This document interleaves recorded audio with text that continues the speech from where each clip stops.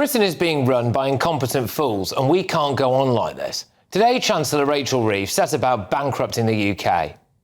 Extra £29 billion per year for the day-to-day running of our health service. £7 billion to fund 14,000 new prison places. Affordable Homes programme, in which I am investing £39 billion over the next decade, with £52 billion for Scotland.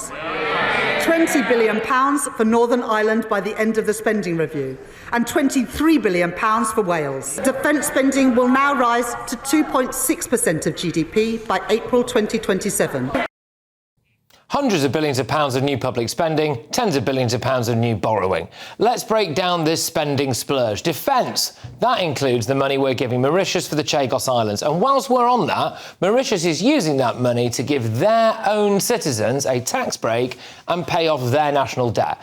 Immigration and asylum. She claims they'll stop paying for asylum hotels by the end of this parliament. She won't say where she's going to put all of these illegal immigrants. But today, Labour announced they're decriminalising rough sleeping. So I think we're going to see rather a lot more of this, won't we? Keir Starmer's top mate, the Attorney General, thinks that anyone, who wants to leave the ECHR is a far-right fascist. All of that and much more. An admittance that Red Ed Miliband's fanatical pursuit of wind and solar is pants, won't work, and would plunge Britain into blackouts. Business, she made some announcements on. How dare she say she's supporting businesses? 276,000 fewer people are in employment in the last 7 months. 190,000 lost their jobs in May alone. Schools, 2.3 billion quid she's given to fix schools.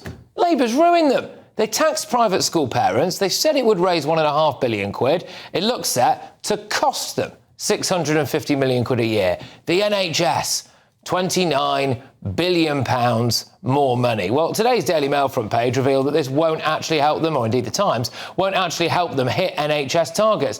And how are we paying for this? Your taxes are going up. If the forecasts remain exactly as they were in the spring statement, then we won't need further tax increases. But yes, we never have a world in which nothing changes.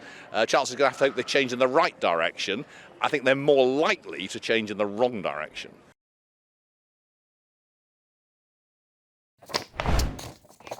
OK, let's bring up the national debt clock, shall we? So, the UK national debt grows at the rate of £5,170 per second. I don't even know how to say that number on your screen right now. I don't know what that is, OK? But it's large, isn't it? Rather large and rising. Let's get off that. It's going to be depression. But while Rachel Reeves was bankrupting Britain, David Lammy was handing it over to the Spanish. So the Foreign Secretary, yes, this guy, who acceded to the English throne at the age of 9 on the death of his father Henry VIII in 1547. Henry VII. Edward VI. He took a flight in the dead of night to Gibraltar, where he signed off on a deal that will give the Spanish and EU officials control of the border. So that means when a British person flies from here now, Britain, to British sovereign territory, you land and a Spaniard checks your passport. You know, it's bad, isn't it? Because he tried to bury this news by timing it to coincide with that spending review that I've just mentioned. And then David Lammy tried to claim that this deal needed to be done because Gibraltar's way of life was under threat. From who? Was Spain about to invade, were they, Mr Lammy? Were the Moroccans about to have a bang on Gibraltar? No, of course not. I mean, you can physically hear the cogs turning in this man's brain. As a consequence of the paper-thin deal that was done by Boris Johnson, the people of Gibraltar were facing effectively a hard border. This is a border where 15,000 people are crossing every day. And that's why we had to roll our sleeves up and get this deal done. Goodness gracious me. How much more of this government can Britain take? Let's get the thoughts of my panel tonight. Of course, we are joined by the Director of Popular Conservatives, Mark Littlewood. We have the political supremo, Christian Cowgie of The Express, and Nina Mishkov, the legendary broadcaster. Mark, I'll start with you. I mean, It's difficult to know exactly where to start with, really, isn't it? I mean, it's completely betrayed Britain today, both economically and in terms of Gibraltar. Can I just say, just to be clear on the Gibraltar thing, Mark, so when you land in Gibraltar, right, Pedro checks your passport, does he? That's the idea, yes. So rather than you previously going from, if you wanted to go from London to Gibraltar, that should be no different between you going from, say, London to Manchester. But now, Pedro or Juan, whoever the Spanish passport officer might be, will be there to check you, because they've got a kind of buy one, get one free deal. The idea is if you get into Gibraltar, from what I can make out of the agreement, you'll be allowed into the Schengen area. So this would be a bit like saying, if you make it to Dover, you're allowed into France. So at Dover railway station, we'll have French officials checking you. So the idea is, as Lammy has just explained in his own idiosyncratic fashion, that this will speed up what is a very busy border crossing. The problem's this: I don't know whether this government doesn't care about border control or doesn't understand it. You should be able to move from British sovereign territory to British sovereign territory without any foreign passport control. If you want the Schengen arrangement, then deal with Pedro at the Spanish passport office. That's fine. But how difficult would it be to have two, queues just to make sure people will get in? Britain to Britain, whiz you through. If you want to go to Gibraltar for a while and then move on to Spain, France, Italy or anywhere else, you might need a Schengen visa. So this has raised many, many more questions than answers, but it's another area of border control that the Labour government has given up. Well, first Chagos and now this, Christian. I mean, what is it about this deeply unpatriotic Labour government that doesn't understand how offensive it is for a British person to have Pedro's hands on his passport when he gets to British sovereign territory? Look, Labour have proved time again they couldn't negotiate their way out of a paper bag. And I woke up this morning and I heard this news, and as I said, to paraphrase Ronald Reagan, the 8 most terrifying words in the English language are "I'm David Lammy and I'm here to negotiate," because that we're about to lose something very precious at that point.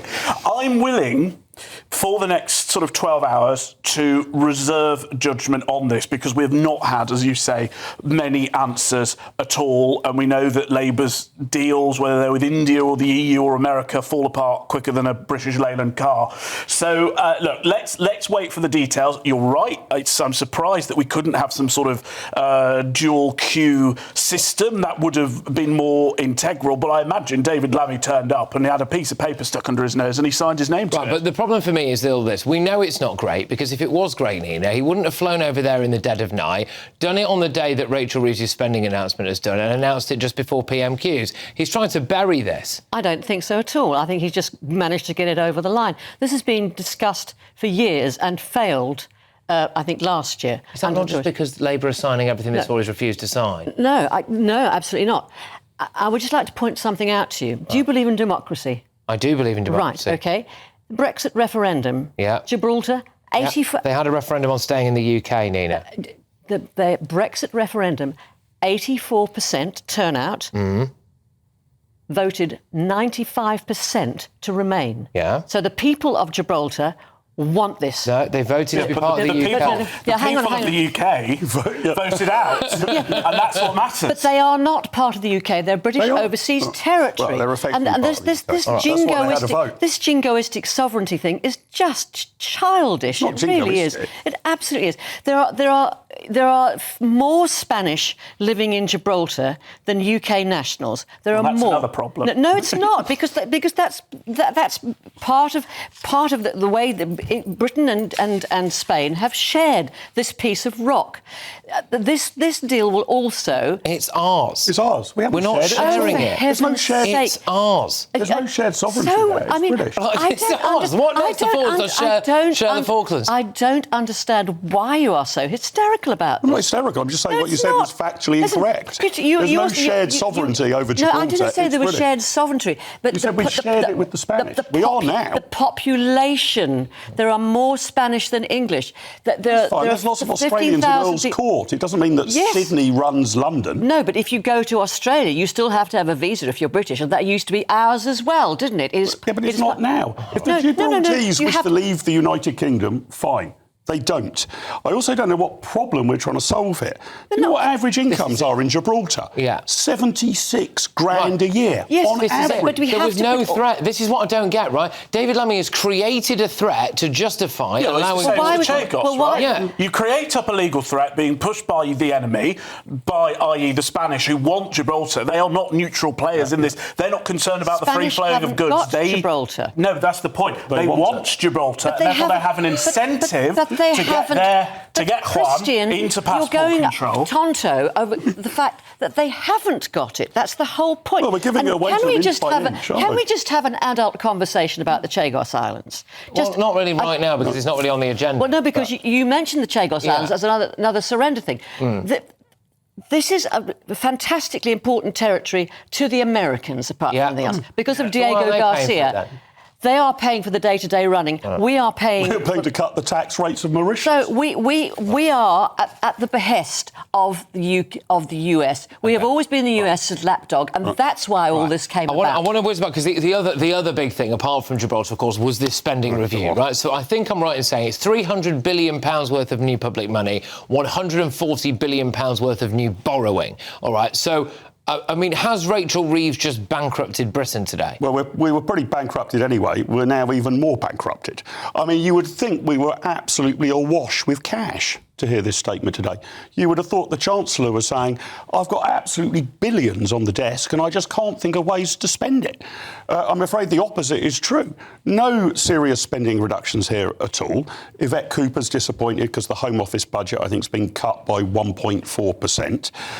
The big winners out of this are defence, which I do approve of, the NHS, I'm not sure more money there is going to solve the problem, and Ed Miliband. Those are the big winners today. And we've got to have a serious discussion at some point that the numbers do not add up. And we can't get taxes up ever higher to pay for this. We've got to get spending down. And she was just talking about investment. Yeah. It's not. It's spending. Well, I've got the Shadow Paymaster General on later on in the show, yes.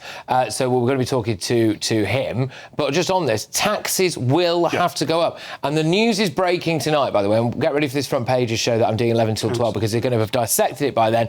The news is coming out. Council tax going up to fund police. That's the rumour. For a start, that's already... That's been confirmed. 5%. So there you go. It's been agreed at 5%. Right. You can go up Plus to whatever 5%. else they can. I mean, That's the legal maximum. I mean, I think I'm right saying in Windsor and Maidenhead, they're trying to put council tax up by 20% recently. So if you add another 5% to that, I mean, it is ludicrous, really. But and now Labour MPs, who had one on this channel earlier on today, are refusing to rule out tax rises. I mean, this is just it's shattering, isn't it?